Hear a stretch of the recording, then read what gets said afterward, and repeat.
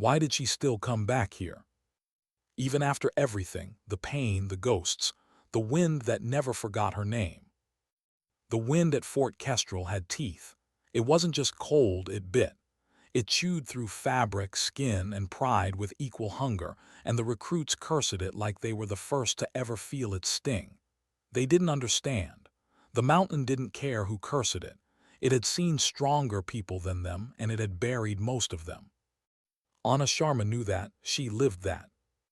She stood at the edge of the parade ground, hands buried deep in the pockets of her worn civilian jacket, watching the recruits line up under the steel-gray morning. They looked like something out of a brochure, young, perfect, untouchable. The kind of confidence that comes only from never having failed at anything that truly mattered. Her boots crunched across the gravel. Crunch, scrape. Crunch, scrape. Every second step dragged slightly behind the other. The limp had been with her for 30 years. She didn't hate it. She didn't love it either. It was simply a reminder, a quiet heartbeat of memory that followed her everywhere. A few of the recruits noticed it before anything else. "Seriously," one of them whispered, "that's our new survival instructor." The voice came from a young Corporal Evans by his name tag. Broad shoulders, perfect posture, jawline sharp enough to cut through arrogance itself. He spoke low, but the wind was a traitor. It carried his words, clear as confession. "They sent us Grandma," he muttered, smirking. A few others laughed. One of them, Private Chun, grinned like he'd just discovered a new joke. "Maybe it's a new psychological test," he said. "See if we can follow orders from someone who needs a walker." "Shut it," another Private Revos murmured, but even he couldn't hide the uncertainty in his voice. "I heard she was a legend or something." Evans scoffed. "Yeah, a legend at the VA hospital maybe. Look at her. She can barely walk a straight line." Sharma heard every word. The wind, ever loyal, carried their voices like paper planes and dropped them at her feet. She didn't stop. She didn't even glance their way. Her eyes were locked on the mountains rising behind the training grounds, jagged, ancient, dusted with snow and arrogance. She studied the peaks like a map, the shifting clouds, the way the light bent through the cold air, the way a storm gathered not with thunder but with silence. The boys, they were just another kind of weather, unpredictable, loud, temporary. They saw a limp. She saw a lesson waiting to be learned. Her steps didn't quicken. They never did. Every stride was deliberate. Crunch, scrape, the rhythm of endurance. The recruits fell quiet as she approached. The laughter drained from their faces, replaced by the awkward stiffness of men suddenly aware of their own noise. Evans straightened. Chun tried to look serious. Revos swallowed hard. She stopped in front of them, a single figure against a backdrop of steel mountains and snapping flags. She didn't shout, didn't bark, didn't try to sound commanding. She just stood there, silent. The wind filled the gap between them, howling through the cracks in their bravado. Seconds stretched. The recruits began to shift, the silence suddenly heavier than any reprimand. When she finally spoke, her voice was low, raspy, worn smooth like river stone. "The mountain doesn't care how fast you are," she said. "It only cares how smart you are." No one moved. "Your strength," she continued, "is a resource. Spend it wisely." Evans caught Chun's eye, and that half-smirk returned, faint but present like a child mocking a sermon. "Smart," he muttered under his breath. Her eyes found his, just for a second. No anger, no judgment, just quiet calculation. And then she looked away, as if his opinion wasn't even part of the weather forecast. That look landed harder than a slap. When she turned toward the mountain again, Evans felt something strange, a flicker of unease that he couldn't quite name. Colonel Madsen's office was a different kind of mountain, one carved from wood, brass, and ego. The flags behind his desk were perfectly aligned. The awards on the wall were symmetrically spaced. The mahogany surface gleamed so bright it reflected his frown. Everything had order, precision, and rank. Master Sergeant Anna Sharma, retired with her limp and her quiet, didn't belong in that symmetry. Master Sergeant Sharma, he said, extending a hand that felt more like a test than a greeting. His grip was firm, the kind meant to measure another person's worth. Hers was firmer, dry, steady. He gestured to a chair that looked suspiciously like it had been designed for interrogation. She sat slowly, not out of hesitation but control. "I've read your file," he began, packing behind his desk, "or the parts that aren't blacked out." His tone made the last word sound like an accusation. "It's historical." She said nothing. "Logistics, quartermaster training, late 90s. He gave a small, polite nod, impressive for its time. "I did my job, sir." He studied her face, no emotion, no defensiveness, just quiet certainty. It bothered him. "This," he said, gesturing toward the massive window where the peaks loomed in the distance, "is not logistics. This is the Advanced Mountain Survival and Evasion course, the final filter for special operations candidates, the best of the best." He leaned forward. "They're faster, stronger, more resilient than any soldiers you've ever trained." She remained silent. "The course is 72 hours, continuous operation, no breaks. They'll be hunted, deprived, tested. We lead from the front here, Master Sergeant. My instructors set the pace." He paused, the silence stretched. "With all due respect," he said finally, "my concern is that you won't be able to keep up." There it was, the polite dismissal wrapped in professionalism. Sharma met his gaze, calm, steady. "I'll manage, Colonel." Madsen's eyes flicked to her left leg, then back. "This isn't the 90s anymore, Sharma. These men are athletes. You'll slow them down." "The mountain runs everyone into the ground eventually," she said. "The trick isn't to fight it." The words landed like snow on steel, soft but unyielding. He didn't like them. He wanted data, not philosophy. He sighed, turning to the window again. "We'll see. You'll observe tomorrow's exercise from the command post. Sergeant Kai will lead the chase team. I want you to watch before you teach. And Master Sergeant," he turned back, his voice sharpening, "don't slow them down." The message was clear. She wasn't part of his plan. She rose. The chair legs scraped softly across the polished floor, that uneven rhythm again, the sound that irritated people who didn't understand it. "Understood, Colonel," she said. When she left, the silence she carried with her seemed to stay behind, lingering like a faint echo of something he couldn't quite name. Madsen exhaled slowly, rubbing his temple. He'd seen relics before, veterans who couldn't let go, instructors brought in for experience, but who only got in the way. He thought she was one of them. But something about her eyes, something unsettled him. The next morning, the mountain woke before the sun.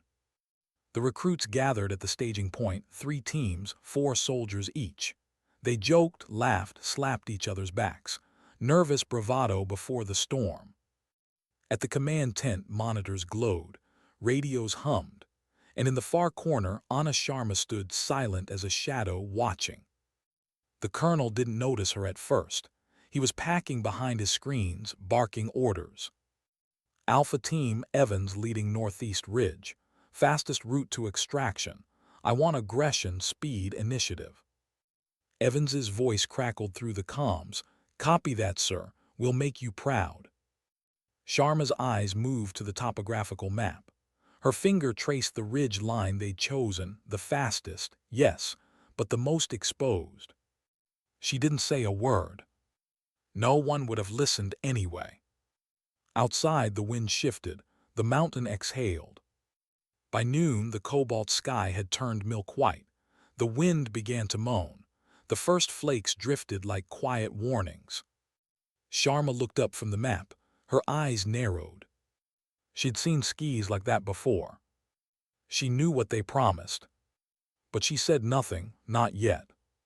Because some lessons had to be earned the hard way. The wind changed first. Not suddenly, not violently, but in that slow, deliberate way the mountains always warned before they punished. A soft whisper through the pine that became a growl. The temperature dropped so fast the recruits could see their breath thicken, the sound of their boots crunching sharper now, like glass breaking beneath the snow. Corporal Evans barely noticed. He was too busy leading. "Keep up," he shouted, his voice half pride, half panic disguised as command. His team, Chun, Revos, and Heller, moved fast behind him, weighed down by gear that suddenly felt heavier than it had an hour ago. They were making record time along the ridge. They thought speed was victory. Below them, the valley darkened, shadows crawling up from the tree line like something alive. At the command post, the storm appeared first as a flicker of static across the monitors, then another, then a full sweep of interference. The radar blurred. The communications display began to flash red. "What the hell?" a young tech muttered, smacking the side of the console. Colonel Madsen was at his shoulder in an instant. "Talk to me." "System shows a pressure collapse fast, sir. It's not in the forecast." Madsen leaned closer, staring at the satellite feed that was quickly being swallowed by white. "You're telling me this wasn't predicted?" The tech swallowed. "It came out of nowhere, sir. Temperature drops too steep. It's a rogue system." Sharma said nothing. She stood behind them, hands resting lightly on the edge of the map table. Her eyes were on the mountains, not the monitors. Her instincts, the kind that came from decades of listening to nature's moods, had already confirmed what the data was struggling to catch up to. The mountain was about to test them. And it didn't grade on a curve. Madsen's jaw tightened. "Get me Alpha Team's position." A blinking green light on the digital topography map pulsed near the spine of the range. 5 miles ahead of the others, sir," the lieutenant reported. "They're on the Widow's Peak Ridge." Madsen nodded, impressed. "That's what I like to see. They're moving aggressively, setting the standard." Sharma's gaze drifted over the map, then up to the window. The clouds were thickening fast, the color of wet cement, dense and heavy with intent. "The ridge line's too exposed," she said quietly. Madsen turned, caught off guard. "What?" "The wind'll shear from the northwest. They'll have no cover. The storm will trap them there." He frowned. "The forecast said." "Forecasts don't climb mountains," she said. For a heartbeat their eyes met. Hers steady and gray as slate. His hard and analytical, but for the first time uncertain. Then the first gust hit. Outside, the tents strained. The air howled through the guy lines like an animal scream, and on the monitors, the green dots began to flicker. "Signal interference," shouted the tech. "We're losing telemetry." "Boost transmission," Madsen barked. Static, then a burst of white noise, then nothing. "Bravo Team's gone dark." "Charlie 2. Alpha's still active, but wait, sir, they're slowing down. Their movement's erratic." "Get them on comms." A hiss of static answered him. In the space of a minute, the command tent descended into chaos, controlled chaos, the kind that only looked professional because of the uniforms. Voices layered over one another, the storm outside merging with the storm within. Madsen's knuckles went white around the edge of the console. "I want their location confirmed. I don't care what it takes." But confirmation never came. One by one, the green dots on the map blinked out, until only a field of dead static remained. Evans and his team had vanished. At first, Evans thought the wind was playing tricks. It howled, then shrieked, then hit like a wall of force that nearly tore his pack clean off. Snow came sideways, stinging the skin like sand. Visibility dropped to nothing, white in every direction, an erasure of the world. "Keep moving," he shouted, but his voice barely carried a few feet before the wind swallowed it whole. Chun stumbled, nearly sliding down the slope. "I can't see." "Follow my voice," Evans yelled, though even he didn't know where he was going anymore. They weren't running the ridge, they were fighting it. The storm drove them downward, battering them from behind, forcing them toward the cliffs. Somewhere in the distance, thunder rolled, not the storm kind. The kind that came from snow and ice collapsing, shifting, breaking. The kind that meant the mountain was rearranging itself. Evans realized too late that they weren't in control anymore. The mountain was. Back at the command post, Colonel Madsen's face had lost all color. He slammed a fist against the console. "Recall protocols. Get emergency signals out." "We can't, sir," said the tech, voice shaking. "The blizzard." "Do it anyway." But it didn't matter. No signal could cut through that storm. Sharma hadn't moved. While the others panicked, she stood over the map, fingers tracing the contour lines with quiet precision. She wasn't looking at the screens. She didn't need to. The mountain had already told her where they'd gone. "They went off the ridge," she murmured. "Wind would have driven them southeast, down into the ravine below Widow's Peak." Madsen turned, eyes flashing. "That's a guess, Sharma." "It's an assessment," she corrected softly. Her tone didn't rise, it didn't have to. "They'd seek shelter. It's the only logical move. We can't act on guesses, not in a storm like this." She finally looked up, her gaze calm but cutting. "Then I'll act on it myself." Madsen froze. "You're not serious." She pulled on her parka, tightened the straps, fastened her gloves. Every movement deliberate, rehearsed, practiced over years of muscle memory that hadn't forgotten how to prepare for a fight with the cold. "Master Sergeant, that's an order to stand down," he said, stepping forward. "You're a civilian now. You're not authorized to conduct field ops, much less in a level 5 blizzard." Sharma paused at the tent's exit. The wind outside roared, straining the canvas walls, trying to pull her out into its teeth. "They're not just your recruits, Colonel," she said quietly. "They're my students, and I don't leave people behind." Then she stepped through the flap and disappeared into white. For a moment, no one moved. The flap flailed in the storm wind like a flag torn loose from its pole. Madsen stood frozen. He wanted to call after her, to order her back. But deep down, beneath the layers of command and protocol, something inside him whispered, "What if she's right?" She moved to the quartermaster's shed, with the familiarity of someone walking into her own memory. Inside, the lights flickered. The walls were lined with gear, shiny, modern, sterile. Drones, thermal scopes, digital locators, smart goggles, all useless in this kind of storm. She passed them by. What she reached for instead was old, trusted, real.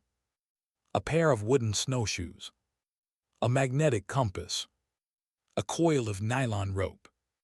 A thermal blanket. A handful of ration bars. Tools that didn't need a satellite to work. Tools that had never betrayed her.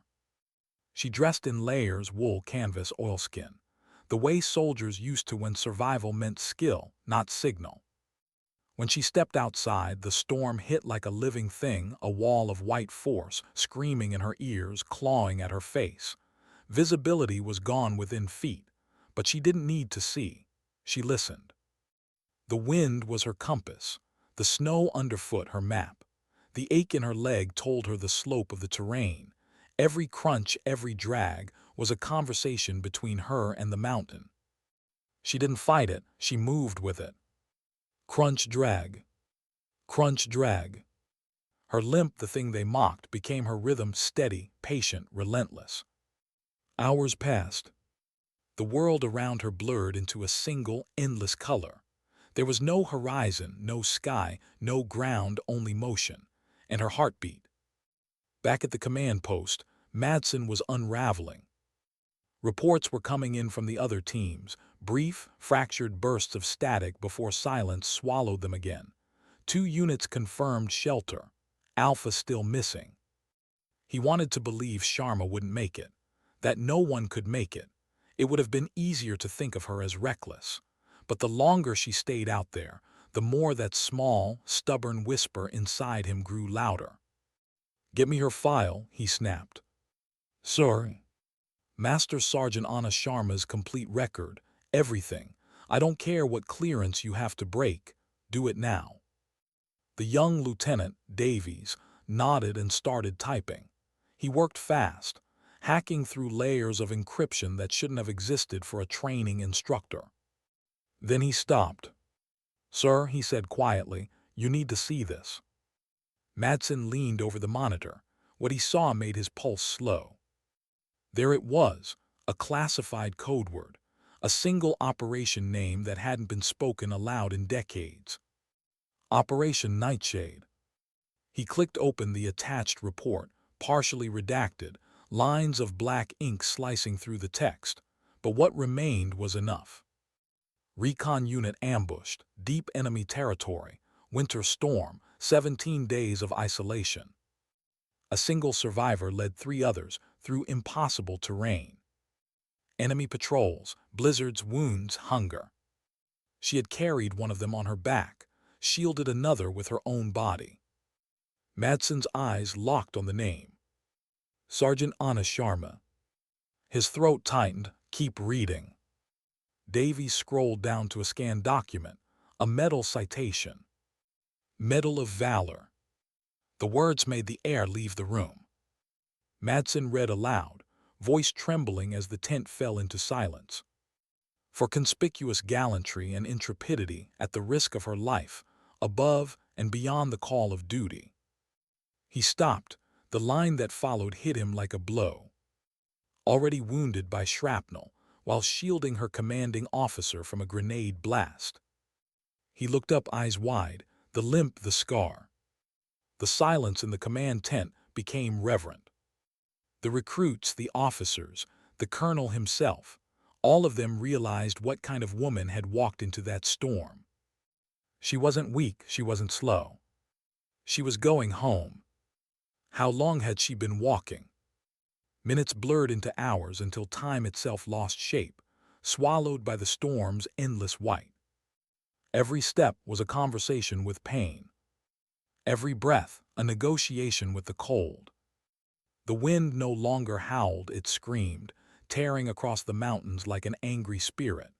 Snow stung her cheeks, tiny shards slicing through the thin space between skin and scarf. Her goggles were frosted over, but she didn't bother to clear them. Sight wasn't the sense she trusted most anymore.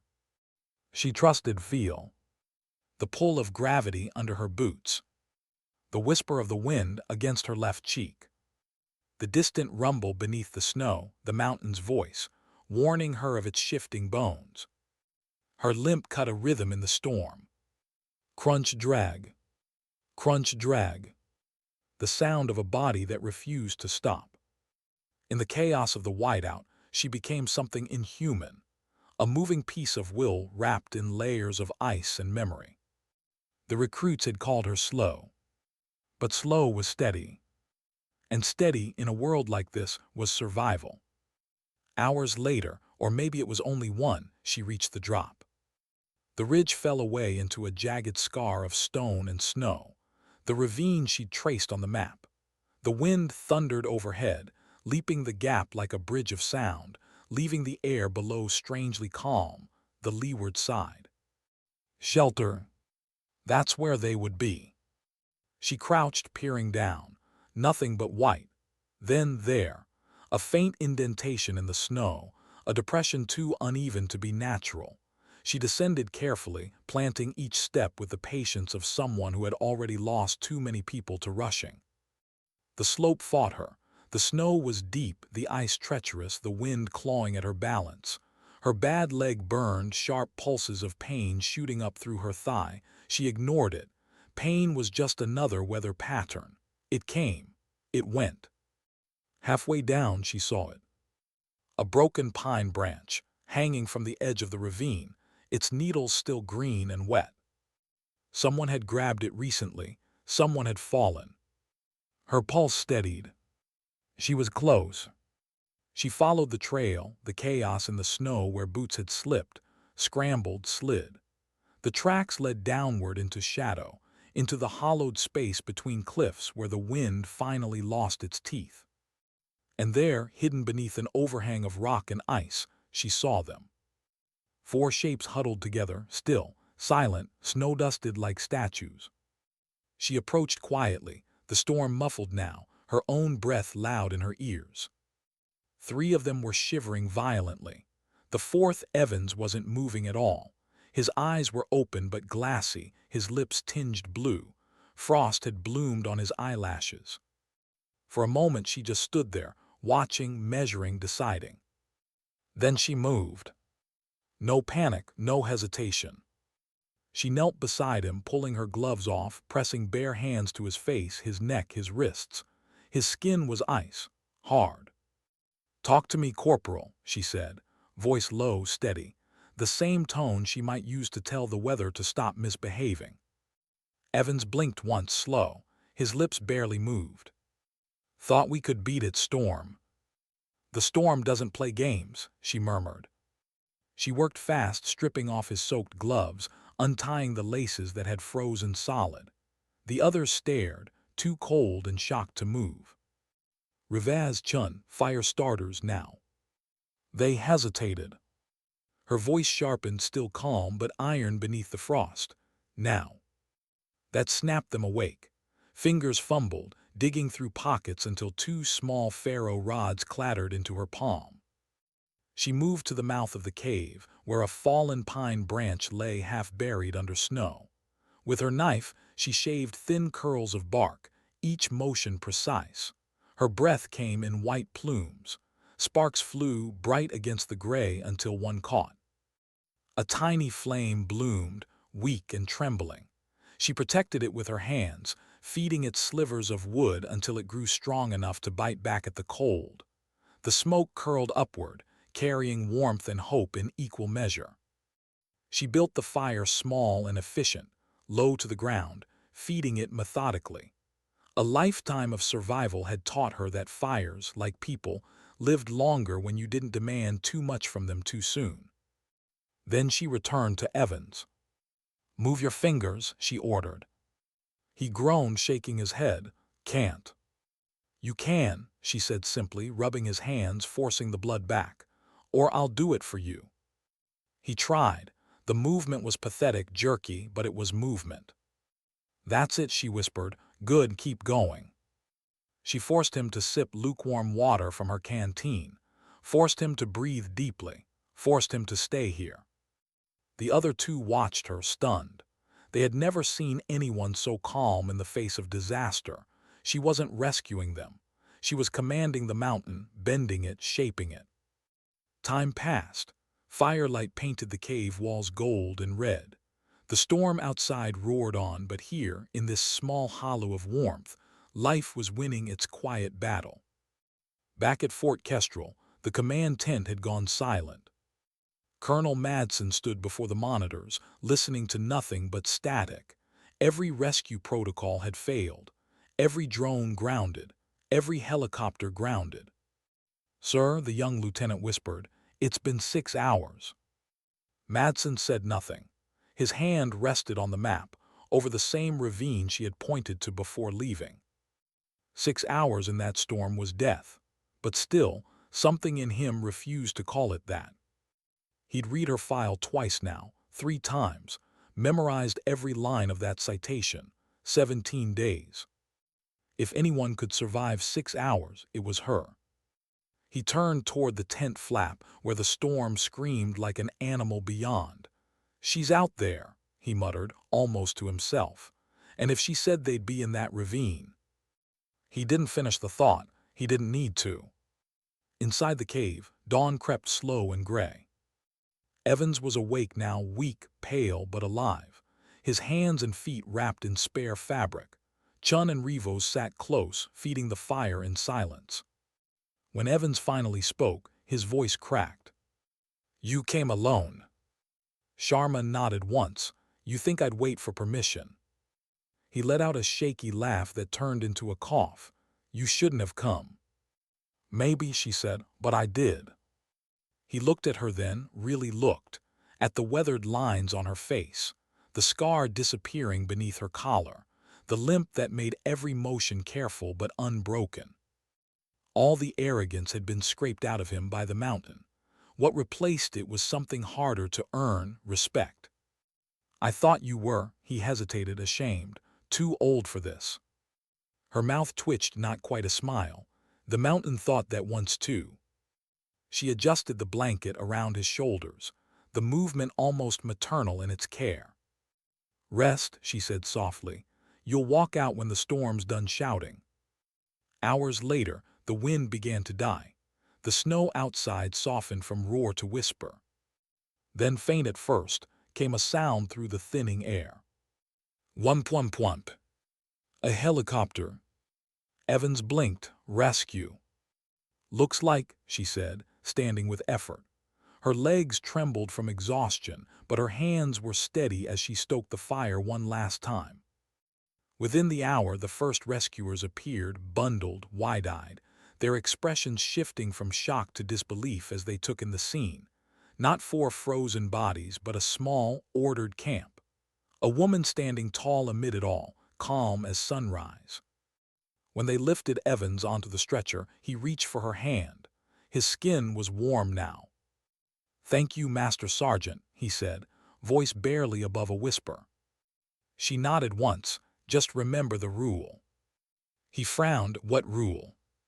"Smart before strong." And then she turned away, stepping into the wind to help guide the others up. By the time they reached the base, word had already spread. Every corridor, every doorway, every bunk whispers. The limp woman, the storm, the rescue, the truth. When she stepped off the helicopter, the airfield was lined with soldiers, rows upon rows standing in silence. No orders, no ceremony, just men and women who understood what they were witnessing. She walked slowly, her limp pronounced now, exhaustion dragging at every step, but the way she carried herself made the weakness irrelevant. Halfway down the line, one of the rescued recruits snapped to attention and saluted. His arm trembled, but the motion was crisp, perfect. Another followed, then another. Within seconds, the entire base was at attention, a wave of discipline that rose out of respect, not command. She didn't look at them directly, just walked through the corridor of silence, her boots crunching against the ice, the sound echoing under the vast gray sky. They weren't saluting a civilian instructor. They were saluting a soldier. A legend. A survivor who had once walked through 17 days of death and still come out carrying others on her back. The storm had tested her again. And again she had answered. That night, when the world finally grew still, Anna Sharma sat alone in the gear shed. The air was quiet except for the soft hiss of a propane lantern and the rhythmic swipe of cloth on steel. Her tools lay before her, the knife, the compass, the protractor, old friends in need of care. She worked in silence, methodically, each motion deliberate. Outside, the mountains stood black against the starlight. The storm had passed. The world was clean again. She didn't think about the medal. She didn't think about the salute. She thought about the next storm and whether she'd still be ready when it came. Because storms always came. The mountain slept. For the first time in days, the wind didn't howl. It breathed. Long, low, heavy breaths that rolled through the valleys and whispered over the snow. The storm had gone, but its memory lingered in the ice crusting the barracks windows, in the silence that wrapped the base like a wound that hadn't yet decided whether to scar. Fort Kestrel had always been loud. Boots on gravel, drill sergeants barking, laughter spilling out of the mess hall. But that morning there was none of that. People spoke in hushed tones. They moved slower, as if the weight of what they'd witnessed hadn't yet settled properly on their shoulders. Because everyone knew. By dawn, every recruit and officer on base had heard the story. How the old woman had gone alone into a level 5 blizzard. How she had found them. How she had carried them home. No one called her grandma anymore. Anna Sharma hadn't appeared in the mess or at the debriefing. She hadn't stood for the applause or the medals or the speeches that the colonel's staff wanted to plan. When the last of the rescued recruits was stabilized and the reporters from command had been told to wait, she had simply disappeared. Madsen didn't need to ask where she'd gone. He knew. The gear shed. The quietest place on base. He found her there as the sun slid down behind the peaks, the light bending gold through the frost on the window. Inside, it smelled of gun oil and old leather. The hiss of a single lantern painted her shadow on the wall. She sat at a wooden bench, sleeves rolled, her limp legs stretched out in front of her, a rag of oiled cloth moving in slow circles over a blade that had seen more winters than most of his soldiers had birthdays. She didn't look up when the door creaked open. Madsen hesitated at the threshold. The last time he'd seen her, she was vanishing into the storm, disobedient, infuriating, unstoppable. Now, seeing her alive felt strange, like seeing a ghost that had decided to stay. He stepped inside, closed the door softly behind him. The sound of the latch clicking echoed in the small space. For a moment he just watched. Her hands were scarred, the skin tough and pale. They moved with a craftsman's precision, reassembling a compass, checking the swing of the needle, aligning it perfectly before setting it down beside the knife. He thought of the word that had haunted him, since the files were unsealed. Wraith. She had lived up to it. "The storm's over," he said quietly. She didn't stop working. "They never really are," she murmured. Madsen stood there, unsure what to do with his hands. The usual armor of command, posture, rank, authority felt ridiculous here. In front of her, none of it mattered. He finally moved closer. The lantern light caught his face, carving the lines deeper. He looked tired, older, but in his hands he carried something small, mahogany, polished, official. He set it down on the bench beside her tools. The seal of the Department of Defense gleamed faintly in the light. "I had this pulled from the archives," he said. "Took a favor or two. The general wasn't thrilled about it. He didn't open the box. He didn't have to. They both knew what was inside.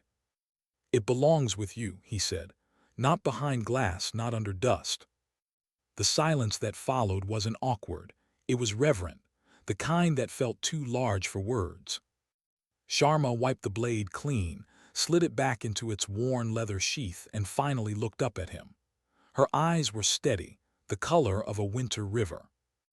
"I appreciate the gesture, Colonel," she said softly, "but that medal doesn't belong to me anymore." Madsen frowned. "You earned it." "I did my duty." "You saved lives then. You saved them again now." She shook her head. "No, I just remembered how." Madsen wanted to argue, but something in her tone stopped him. She wasn't being humble. She was being honest. She reached out, rested her palm on the lid of the box. Her fingers didn't lift it open. She could feel the cold metal through the wood, the weight of it pressing back, history condensed into one small circle. "Do you ever wonder," she asked quietly, "why we hang metal on the ones who survive?" He hesitated. "It's tradition, recognition." She smiled faintly, a weary smile. "No, it's so we don't forget, not the act, the cost." Her thumb brushed the edge of the box once, then she drew her hand back. "I already remember." The words landed with the same quiet force that had carried her through the blizzard. Madsen studied her for a long moment. He had commanded thousands of soldiers, briefed generals, walked battlefields littered with broken promises. But standing here, he felt like a student again. He cleared his throat. "They've been asking for you, the recruits, the ones you saved." Sharma's lips twitched. "I know. They want to thank you." "They already did." "How?" "They lived." Madsen let out a small breath that almost sounded like a laugh, but there was no humor in it. "You don't make this easy, do you?" "Nothing worth keeping ever is." He nodded slowly. There was nothing left to say. He reached for the box, intending to take it back, to return it to whatever vault it came from, but then stopped. He left it there on the bench. As he turned to go, he paused at the door. "For what it's worth," he said softly, "you were right about the ridge." Sharma looked back down at her tools. "The mountain was right, I just listened." He gave her a sharp, respectful nod, the kind of salute men give to equals, not subordinates, and slipped out into the cold. The door closed with a sigh. When he was gone, the shed felt larger again, filled only with the ticking of the lantern and the faint whisper of wind through the cracks in the boards. Sharma stared at the box for a long time. She could still feel the shape of the metal inside, the ridges of the engraving, the chill of the ribbon clasp. It carried ghosts, faces, names. She opened her hand and studied the scars across her knuckles. They were maps, really tiny topographies of the life she'd lived. Every line led somewhere she'd almost died. The metal was for then. The tools were for now.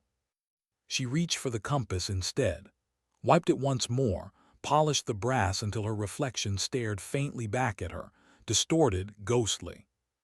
The lantern hissed softly. Outside, the first flakes of a new snowfall drifted down, quiet and harmless. She didn't notice. Her world was contained in the small rituals, cleaning, folding, preparing, the unspoken language of readiness. Because storms always came back, and she intended to meet the next one standing. Hours later, when the base had gone dark and even the wind seemed to rest, the shed still glowed faintly. From outside, a lone figure could be seen through the frost-coated window, bent slightly over a bench, movements patient, deliberate. Every soldier who passed by that night paused without quite knowing why. They looked in, saw her silhouette framed against the light, and felt something steady inside them, something wordless, unshakable. A reminder that strength isn't loud. It doesn't demand attention. It endures. By morning, the box was still on the bench, untouched. But next to it lay a small scrap of paper, written in the careful, even handwriting of someone who had spent a lifetime filling field reports. It read, "Keep it for them." When Madsen came to check on her at dawn, he found the shed empty. Her tools were neatly stored, the lantern extinguished, the metal box still there beside that note. He stood for a long time in the doorway, the cold creeping into his bones, and realized he finally understood what she'd meant. The honor wasn't in the metal. It was in the work, in the quiet preparation, in the choice to go back into the storm when everyone else waited for orders. He closed the door softly behind him. Outside, the sun was rising over the mountains, painting the snow in soft gold. Somewhere up there, the wind carried a sound, faint, familiar. Crunch, scrape. Crunch, scrape. The rhythm of someone who had survived too much to stop now. And Madsen smiled just once before turning toward the parade ground. The recruits stood waiting, their breath forming small clouds in the freezing air. Evans was among them, bandaged, pale but upright. When he saw the colonel approach, he stiffened to attention. Madsen looked down the line of faces, young, serious, changed. "Today," he said, his voice even, "you'll remember what strength really looks like." Then he raised his hand and saluted the empty horizon, the place where a figure might still be moving somewhere among the peaks. The recruits followed, one by one, saluting the silence. Because legends don't need witnesses. And dignity doesn't speak. It simply acts. How many winters ago had it been? 30, maybe more. Time was unreliable in memory, especially when so much of it had been spent surviving rather than living. The wind was different then, harsher, sharper. It came not from the snowy peaks of Fort Kestrel, but from a foreign mountain range halfway across the world. A place where the snow was laced with gunpowder and the silence after a firefight could last for days. They called it Operation Nightshade. Back then she was Master Sergeant Sharma. She was ma'am. She was just Sergeant Anna Sharma, 27 years old, compact, quiet and stubborn as hell. The kind of soldier who didn't need to shout to make herself heard. The world she moved in then wasn't the world of training exercises or recruits. It was the kind of mission that never officially existed. A four-person reconnaissance unit dropped deep into hostile mountains to track the movements of an insurgent faction. No insignia, no backup, no rescue window. Their mission brief was simple: observe, report, survive. But the mountain had other ideas. It had started with radio silence, just static where command used to be. Then came the ambush. It was dusk when they were hit. A trail too narrow for maneuvering, the cliffs too high for escape. The first explosion threw her sideways, the blast wave turning the world into sound and light. Her ears rang, her vision swam. When she blinked the snow out of her eyes, she saw Sergeant Major Donnelly, her on the ground, his leg gone below the knee. "Get back," someone shouted. The next grenade landed 2 meters away. She didn't think, she moved. A body reacts faster than a mind can. She threw herself over Donnelly, felt the heat and the shrapnel tear through her left thigh like fire. For a heartbeat, she didn't feel pain, just weight, a crushing silence, and then the smell of metal and blood. When she came to, the mountain was quiet again. The ambush team had pulled back, thinking the job was done. It was. 3 of them were left. Donnelly bleeding out. Private McLean, barely 19, eyes wide as glass. And her. Their radio was dead, their coordinates compromised. They were miles from the border with no supplies and the temperature dropping by the minute. That night the snow fell so thick it erased the world. She tore fabric from her undershirt to bind Donnelly's stump, forcing McLean to hold pressure while she scavenged their scattered packs. Rations, gone. Ammunition, half empty. Medical, useless, frozen. She found a map, half burned by the explosion, just enough to guess direction. "Which way?" McLean had asked, his voice trembling. She pointed north, that way. "How do you know?" "I don't, but the wind does." He didn't understand what she meant. He wouldn't until later. The next 17 days would carve the legend they called the Wraith. They moved only at dusk, resting by day beneath the cover of cliffs or hollowed snow. She led them through ravines, using the shadows as their camouflage. They melted snow for water, scavenged lichen and frozen berries, even stripped bark for sustenance. Every sound carried danger. Every breath steamed like a flare in the cold. The enemy patrols were relentless, sweeping the valleys, dogs barking in the dark. More than once, she'd covered McLean's mouth with her gloved hand, feeling him tremble under it while bootsteps crunched just beyond the ridge. Donnelly grew weaker. Infection set in. She rationed her own morphine for him, used torn pages from the map as fire starter and kept moving, always north, always toward the unseen line where survival might begin. Her limp had started on the 5th day, when the wound reopened. She stitched it closed with fishing wire from a survival kit, teeth gritted against the pain. There was no drama, no cinematic music, just necessity. On the 10th day, McLean cracked. He tried to leave in the middle of the night, panic driving him toward the open snowfield. She caught him halfway down the slope, his breath ragged, tears freezing on his cheeks. "I can't," he stammered. "We're going to die out here." She grabbed his shoulders, shaking him once hard. "Then we die together, but not running." The words came out more like a growl than a command. Something in her eyes, calm, absolute, pulled him back from the edge. From that moment, he followed without question. The blizzard came on day 12. It was like the one at Fort Kestrel, only meaner, crueler. She remembered the way the wind howled across the valley like a living thing, the way snow buried their fire in seconds. They found shelter under a rock outcropping, a shallow cave that stank of old smoke and decay. Someone had used it before them, someone who hadn't survived. She pushed the bones deeper into the dark and built a new fire over the ashes. Donnelly was unconscious by then, feverish, his breath shallow. When McLean asked if he'd make it, she didn't answer. She just fed the fire and stared into the flames until her own tears evaporated in the heat. The next morning, she buried him in the snow outside the cave, marking the grave with his dog tags hanging from a branch. She didn't say a prayer, she just whispered, "We'll keep moving, sir." And they did. Day 17.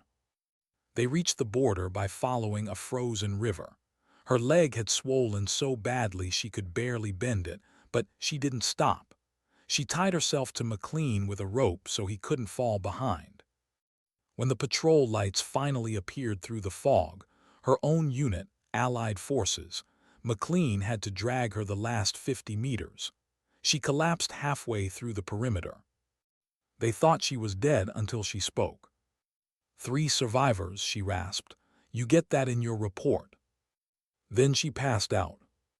When she woke up in a field hospital, her left leg was full of stitches, and her commanding officer was standing by her bed, eyes red. He said something she never forgot. "You shouldn't be alive." She smiled weakly, then stopped being surprised. The medal came months later. A ceremony so quiet it barely existed. The words above and beyond were spoken. Hands were shaken, cameras never flashed. She didn't remember any of it clearly. Only the weight of the medal against her chest, the feeling of people watching her like she was something fragile when all she felt was hollow. After that, she stopped going to ceremonies, stopped believing in speeches, stopped needing the world to remember her name, because she remembered it all too well. Now, sitting in the gear shed decades later, she could still see that frozen river whenever she closed her eyes, could still hear McLean's laughter when the sun broke through for the first time in weeks. He'd gone on to become an officer, she'd heard. Good one, too. Never bragged about where he'd learned how to survive. She smiled faintly at that memory, then exhaled, the air fogging in front of her. On the bench beside her lay the mahogany box, still unopened. Her fingers brushed it once. Then slowly she picked it up, not to open it but to set it on the shelf beside the lantern, a place where the light could touch it but never blind her with it. Outside, the wind rose again. Not angry this time, just restless. The sound reminded her of another time, another climb, another cold night when she'd been younger and the mountain had been merciless. She reached for her knife and compass again, checking the edges, aligning the needle north. Preparation, discipline, order. The ghost stayed quiet when her hands were busy. And somewhere deep inside her chest, beneath the scars and the quiet and the weight of years, the pulse of a younger self still beat steady. A woman who refused to stop walking, no matter how heavy the snow became. Later that night, when the lights across the base went out one by one, the shed still glowed faintly in the darkness. If anyone had passed by, they might have heard it again, soft and familiar. Crunch, scrape. Crunch, scrape. The sound of survival. The rhythm of a legend who never quite stopped moving. Morning at Fort Kestrel came slow, hesitant, as if the mountain itself was still deciding whether to forgive what had happened. The storm had cleared 2 days ago, but its ghost lingered. The snow lay thick and untouched, glistening in the pale light like a battlefield that refused to be disturbed. The air was sharp, clean, silent. Even the ravens stayed away. The base moved differently now. The recruits didn't laugh as loud. Their movements had lost that easy swagger. Every step, every command, every breath carried a quiet gravity, as if they were all walking beneath the weight of something larger than themselves. And in a way they were, because she had changed them. Master Sergeant Anna Sharma, the woman they'd mocked, underestimated, dismissed, was no longer a rumor or a relic. She was real. And that realization had settled into their bones like the cold, permanent and unforgettable. On the 3rd morning, Colonel Madsen ordered the recruits back to the training grounds. Routine was his language, discipline his recovery. "The course resumes at 0800, he'd said, his tone clipped, professional. "Same teams, new instructor parameters." They didn't ask what that meant. They didn't need to. When they assembled on the parade ground, the wind was calm, the kind of morning that almost felt forgiving. But the silence that hung between them wasn't peace. It was anticipation. They stood in formation, eyes front, waiting. And then she appeared. Anna Sharma walked out from the administration building wearing the same parka, the same boots, the same quiet authority that had carried her through the storm. The limp was still there, sharp and deliberate, but no one looked at it now. No one dared. Her presence alone straightened spines. She stopped in front of them, scanning the line. Her gaze wasn't cruel or commanding. It was measuring, patient, like a craftsman examining raw material. No words at first, just silence. Then softly, "Strength isn't what gets you through a mountain," she said. "Endurance is." The words hung in the air, heavy but steady. "Endurance means knowing when to move," she continued, "and when to wait. It means learning the difference between pride and perseverance." She turned her eyes to Evans, the corporal who had once mocked her. His bandaged hands twitched at his sides. He met her gaze, and for the first time since the rescue, he didn't flinch. "Corporal," she said. "Yes, ma'am." "What did you learn up there?" He swallowed, to slow down. She nodded, "And to listen." "To what?" Evans hesitated, then quietly, "Everything." A small smile tugged at the corner of her mouth. "Good, that's a start." They began the next phase of training without fanfare. No shouted orders, no stopwatch times, just movement, deliberate, silent. Sharma led them up the lower slopes of the range, not fast but steady. Each step a lesson in rhythm, in breath, in humility. "Don't fight the terrain," she told them. "Learn it, feel it. The mountain doesn't care about your speed, it respects your patience." At first it frustrated them. Soldiers were used to running, competing, proving. They wanted to push ahead. But she'd stop them mid-climb, pointing at a line of snow drift or the way frost clung unevenly to rock. "What do you see?" she asked. "Nothing," someone would say. "Then you're not ready." And they'd climb again. By the third day, something shifted. They started seeing what she saw, the way wind sculpted snow to reveal direction, the way the silence broke before weather changed. The mountain began to speak to them, too. She taught them to build fires that left no smoke, to read animal tracks for danger and food, to judge distance by the color of light. Each night they'd return to base exhausted, frost clinging to their lashes, but quieter, their energy sharpened, not spent. Evans, once the loudest, had become the most focused. Chun stopped complaining. Rivos, who had always followed orders, started anticipating them. It wasn't a miracle. It was discipline born from failure. Madsen watched from afar. At first, he observed the sessions through binoculars from the command post, the teams moving in deliberate lines under Sharma's calm instruction. It was the opposite of everything he'd built his program on. No shouting, no competition, no aggressive packing. And yet, the results spoke for themselves. When he reviewed their progress reports, the data was undeniable. Fewer mistakes, faster problem-solving, better endurance. Their teamwork had strengthened in ways no physical exercise had ever produced. He found himself at the window often, watching her, the small figure at the front, always calm, always measured. She wasn't training soldiers.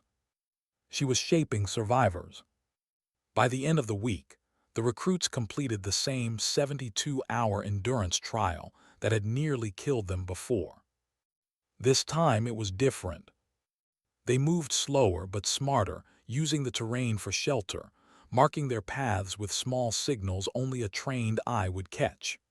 They rationed correctly, read the sky, built warmth when needed and silence when necessary. They made it to the extraction point 2 hours ahead of schedule, not because they ran, but because they adapted. When they returned, covered in frost but standing tall, the base erupted in quiet applause. No cheering, no bragging, just pride, disciplined and earned. Madsen met them on the parade ground.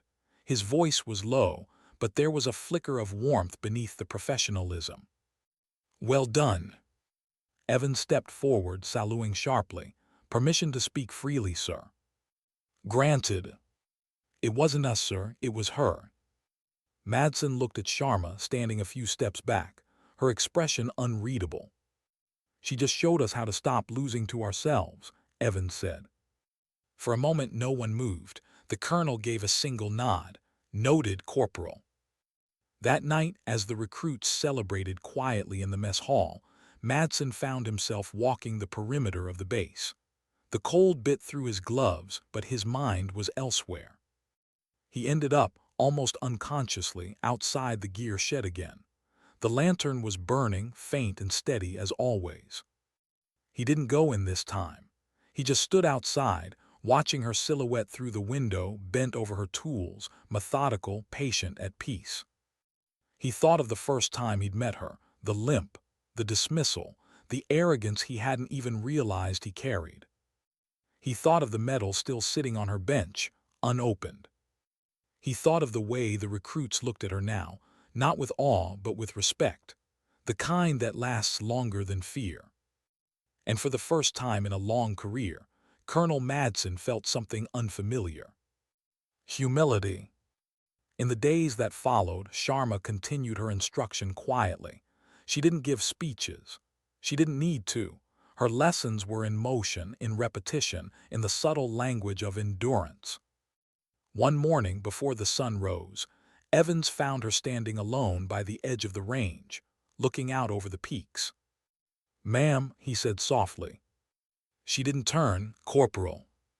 "I just wanted to ask, why do you still do this, after everything?" She was silent for a long moment. The wind moved her hair. The horizon was beginning to glow faintly pink. Finally, she said, "Because someone once did it for me." He didn't know what to say. She glanced at him then, a rare, faint smile flickering across her face. "Go get your team ready. Weather's changing." He looked up at the sky. It seemed calm. "Doesn't look like it." She raised an eyebrow.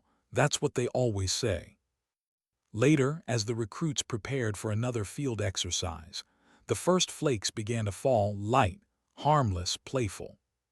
But the mountain had its moods, and Anna Sharma was already listening. That night, as snow drifted softly across the floodlights, the base slept. Inside the shed, her lantern still burned, casting a warm glow across the tools lined neatly in rows. Outside, faint and rhythmic, came the sound again. Crunch a scrape. Crunch a scrape. A heartbeat against the mountain silence. The sound of a woman who had been broken, rebuilt, and now carried a generation behind her, teaching them not how to fight the storm, but how to move through it. Because strength wasn't measured by victory. It was measured by what you could carry after you'd already fallen. The storm came back without warning. Not a blizzard this time, something worse. Wind screamed down from the northern peaks, dragging sleet and fog so thick it swallowed sound. The mountain wasn't raging, it was hunting. At first it was just a weather alert, routine. Nothing Fort Kestrel hadn't handled before. But by noon, communications with the East Patrol went dead. Then the power grid flickered. The backup generators failed one by one, cut by ice that formed faster than engineers could clear. Colonel Madsen was in the command center when the alarms began. Red lights static, no signal. "Which unit?" he demanded. "Recon Team Bravo, sir, out past the second ridge." "How far?" 8 clicks. Madsen swore under his breath. 8 kilometers might as well have been 80 when the mountain turned hostile. He leaned over the console, voice low. "Do we have visual?" "Negative, sir. Drones can't penetrate the storm wall." "Radio?" "Dead, sir." He stared at the map on the screen, the blinking icon that marked Bravo's last known position. Young recruits, her recruits. And a cold realization crawled up his spine. Anna would go after them. She was already gone before he reached the barracks. By the time he arrived, her bunk was stripped bare. The locker was open, contents neatly arranged. Knife, compass, map, rope. The same quiet readiness he'd seen before. Madsen turned to the doorway where Evans stood, pale and tense, gear half worn. "Where is she?" Evans swallowed hard. "She left 10 minutes ago, sir." "Alone?" The corporal hesitated. "She said." "Said what?" Evans's voice dropped. "She said, you don't follow a storm, you wait for it to pass, unless it's got your people." Madsen felt his jaw tighten. "Get your team, you're not sitting this out." Evans blinked. "Sir." "You heard me. If she's walking into that whiteout, she's not going alone." Visibility was near zero by the time they deployed. 6 soldiers, full cold weather gear, tethered in pairs by climbing line. The wind howled across the ridges like a living creature, each gust cutting through their suits and biting into skin. Evans took point, his voice steady through the comms. "Team, stay tight, 10-meter spread, we're following her trail." "Trail," someone shouted, "in this." He didn't answer, he didn't have to. Because there it was, faint but real, small markers pressed into the snow. A rhythm. Crunch, scrape. Crunch, scrape. She left them for him to follow. Hours blurred into gray. The storm grew angrier, but Evans refused to stop. Every time fatigue crept in, he'd remember her words from training. "Don't fight the mountain, read it." When they reached the ravine, the snow had nearly buried her tracks, but something glimmered faintly under the frost, a brass compass, half sunk, its lid open. The needle quivered, froze in mid-spin. He knelt, brushing it clean, recognizing it instantly. She left it on purpose. Evans looked back at the team. "She's close." When they found her, it was like stepping into a painting carved by endurance itself. Sharma stood at the base of an ice wall, rope slung over her shoulder, goggles frosted, parka streaked with white. 2 young recruits were huddled behind a rock formation, alive but shaking. The third was missing. She turned when she heard them approach. Her voice came through the wind, calm, steady, utterly unafraid. "About time you caught up." Madsen's team fanned out, securing the perimeter. Evans dropped to check the recruits, frostbite setting in but stable. Madsen pushed through the snow until he reached her. "You're out of your mind," he shouted. She just smirked faintly beneath her mask. "That's old news." "You should have waited." They didn't have that luxury. He wanted to argue, to assert command, but the words froze in his throat. Because even standing half buried in snow, she looked more in control than anyone else. "Where's the last one?" he asked. Her eyes flicked up the ice face. "Trapped 10 meters up, overhang gave way." Madsen looked at the sheer wall, wind slicing across it like knives. "Impossible climb." "Only if you stop trying," she said. Before he could stop her, she was already tying the rope around her waist. "Sharma." She didn't look back. "Cover them, I've got him." The climb was agony. Each movement was deliberate, calculated. The rope creaked under strain. The ice broke in sheets, shards whipping across her face. Her legs screamed in protest, the old wound flaring hot against the cold. But pain was an old friend. She ignored it. Halfway up, the overhang shifted. A slab cracked free, slamming into her shoulder. The rope jerked. For a heartbeat, she hung in the void, spinning, the abyss yawning below. Then she drove her crampon into the ice, grunted, and kept climbing. Below, Evans watched, breath caught. "She's insane," he whispered. Madsen didn't answer. His hands were clenched so tight his knuckles bled. When Sharma reached the ledge, she found the missing recruit wedged beneath a fallen section of rock, half conscious, one arm pinned. His lips were blue, his eyes unfocused. She dropped to her knees beside him. "Hey, stay with me." He blinked weakly. "Ma'am thought you'd be dead." "Disappointed." He managed a faint, broken laugh. She braced her shoulder against the rock, using the pickaxe to shift it. Her leg trembled. The wound from years ago screamed alive again, but she didn't stop. "On three," she said. "1, 2." The rock moved with a guttural sound, and the boy gasped free. "Can you climb?" He shook his head. "Then hold on." She clipped him to her harness, took one deep breath, and began the descent. It took 40 minutes to bring him down, every step a negotiation with the mountain, every shift of weight a gamble. When her boots hit solid ground again, Evans and the others rushed forward, securing the recruit and checking vitals. Alive, barely. Madsen stepped closer. "You're insane," he said again, softer this time. Sharma unhooked the rope, breath visible in harsh, ragged clouds. "You're welcome." He opened his mouth to reply, but something in her eyes stopped him. Not defiance, not pride, just a kind of weary grace. The storm began to ease as they made their way back. The clouds thinned, light spilling through in silver veins. Evans walked beside her in silence for a long while before finally saying, "How did you know where they were?" She looked out at the ridges. "The mountain always tells you, if you've earned the right to listen." He frowned. "Earned it?" She nodded. "You don't conquer places like this. You survive them, and sometimes, if you're lucky, they let you come back." When they reached base, medics swarmed the recruits. The missing one was carried away on a stretcher, breathing shallow but alive. Madsen turned to her. "You should see medical." She shook her head. "Later." "You're bleeding." "Old habit." He sighed, then stepped closer. "You know, you've completely ruined my command structure."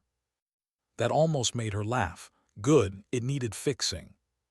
For a moment they stood there in the cold, surrounded by noise and flashing lights and the smell of snow and diesel. Two soldiers, two eras, one understanding. Then Madsen said quietly, "You don't realize it, do you?" "Realize what?" "You're not a story they tell anymore. You're the reason they'll write new ones."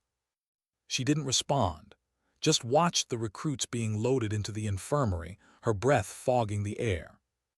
Then she said, almost to herself, "I just kept walking." That night the storm finally died. The mountain exhaled. And Fort Kestrel slept soundly, every soldier knowing that somewhere in the darkness, one lantern still burned. Inside that small shed, she sat at her bench again, hands moving automatically, cleaning, repairing, preparing. Outside, faintly, came the rhythm of her steps echoing through the snow.